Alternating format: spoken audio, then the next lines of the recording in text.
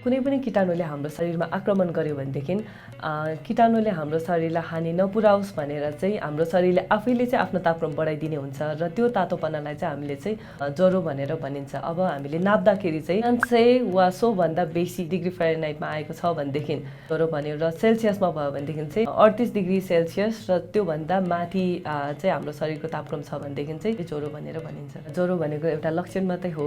त्यो भएकोले गर्दाखेरि ज्वरो आयो भन्दैमा औषधि खाइहाल्नुपर्छ भन्ने छैन। औषधिले चाहिँ अब ज्वरोलाई मात्रै निको बनाउँछ, तर ज्वरो के कारणले गर्दाखेरि आए त भन्ने कुरा चाहिँ निको बनाउँदैन।